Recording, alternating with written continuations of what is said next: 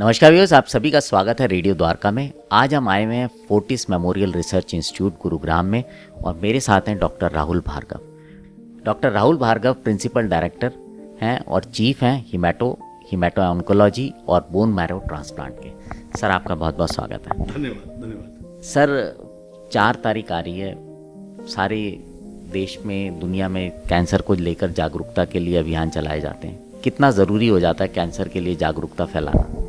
देखिए, मैं धन्यवाद देना चाहता हूँ रेडियो द्वारका का, जिन्होंने इस बहुत ही संवेदनशील टॉपिक को उठाया। और जब भी हम कैंसर की बात करते हैं तो देखिए, बात आती है नकारात्मक स्ट्रैटेजी की, नकारात्मक जो इमोशंस होते हैं उसकी बात आती है। डर, भय हमारे को ग्रसित कर लेता है। तो दोस्तों, वर्ल्ड कैंसर डे में मनाया इसलिए जा रहा है ताकि हम लोगों तक ये बात पहुँचा पाए कि पिछले 60-70 साल में हमने बहुत सारी साइंटिफिक डिस्कवरीज करी हैं, जिसके माध्यम से आज ब्लड कैंसर के पेशेंट्स लंबा जी रहे हैं। हम 0% से चले थे 1950 के दशक में।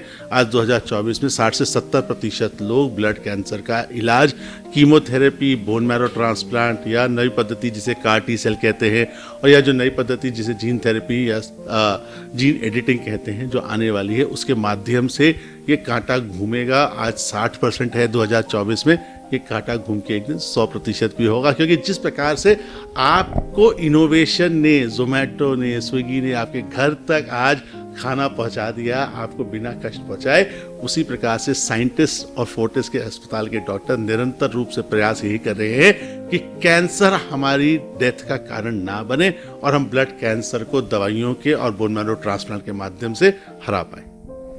सर, आपने बोन मैरो ट्रांसप्लांट की भी बात की और आपने CAR T भी एक चीज़ बोली जो कि एक नई टेक्नोलॉजी अब आ रही है। सर, मैं थोड़ा सा चाहूँगा आप दोनों पे थोड़ा सा प्रकाश डालें और क्या डिफरेंस है दोनों।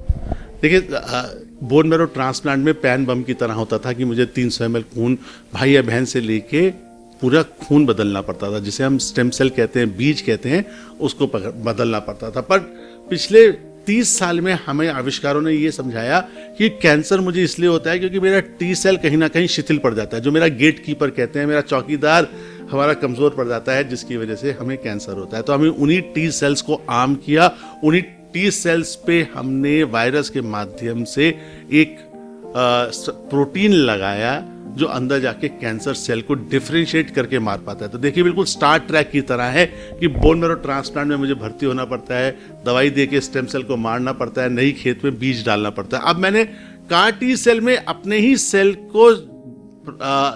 सेल को आर्म्ड कर दिया कि जा कैंसर को मारते। तो देखो, बाहर से किसी के सेल की जरूरत नहीं है, कॉम्प्लिकेशन की मात्रा कम है, टॉक्सिसिटी कम है। हाँ, आज महंगा जरूर है, पर जिस तरीके से देश ने निर्णायक डिसीजन लिया है डोमेस्टिक CAR T सेल लाने का, जो विदेशों में $10 लाख की होती थी दोस्तों, आज वो 50 लाख रुपए में होने लगी है। बहुत सारे लोग एक बात कहेंगे कि 50 लाख भी शायद बहुत सारे लोगों के आउट ऑफ रीच है, पर मैं ऐसा देखता हूं कि देश में जो प्रगति हुई है वो एक दिन इस 50 लाख की पद्धति को 5 लाख पे भी लाएगी।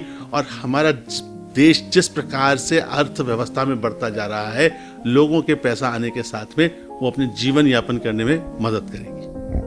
अच्छा सर, जैसे CAR T का आपने बताया, इससे अगर मैं बात करूं कि जब ये टेक्नोलॉजी बिल्कुल आम आदमी के हाथों तक भी पहुंचने लायक हो जाए, जैसे आपने बोला 50 लाख से 5 लाख तक की रेंज में, तो इससे कितना फ़र्क आने वाला है कैंसर के इलाज को लेके, अगर हम बात करें ब्लड कैंसर को?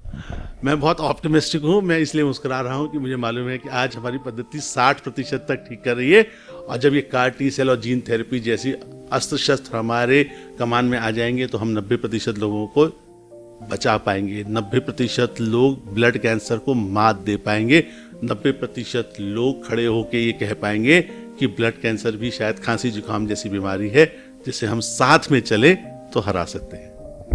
सर, आखिरी में आपसे एक संदेश लेना चाहूँगा।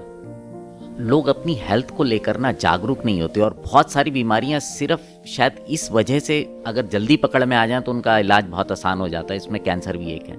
आप उस पर कुछ कहना चाहेंगे? देखिए, हाँ, मैं कहता हूँ, हर बार मैं हर जगह पे यही बोलता हूँ कि सिर्फ दुनिया में एक ही चीज़ अनलिमिटेड है, वो भगवान का आशीर्वाद और प्यार, बट बाकी सारी चीज़ें लिमिटेड है और उसमें पैसा सबसे ज़्यादा लिमिटेड है। अगर हम स्वस्थ रहना चाहते हैं तो हमें बिहेवियरल मॉडिफिकेशन की आवश्यकता है। वर्ल्ड कैंसर डे वाले दिन हमें प्लेज करना चाहिए कि हमें बिहेवियरल मॉडिफिकेशन, जो शरीर है उसको सर्वोच्च मानते हुए, जिसमें भगवान का निवास होता है, उसको आदर सम्मान करना देना ज़रूरी है। हमारे को ज़रूरी नहीं है कि हम टोबैको खा के ही हाई करें, हमें ज़रूरी नहीं है कि हम सिगरेट पिएं, हमें ज़रूरी नहीं है कि हम अल्कोहल लें। और महिलाओं के लिए सर्विकल कैंसर की वैक्सीन अब देश में उपलब्ध होने वाली है, तो उसके माध्यम से हम शायद 2030 तक सर्वाइकल कैंसर को देश से हटा पाएंगे। तो दोस्तों, बिहेवियरल मॉडिफिकेशन, मेरे बात करने से, आपके बात करने से शायद कुछ हद तक चीजें बदलेंगी, बट हेल्थ को अपने हाथ में लीजिए, स्वयं के हाथों के माध्यम से अपने भविष्य को बदलिए।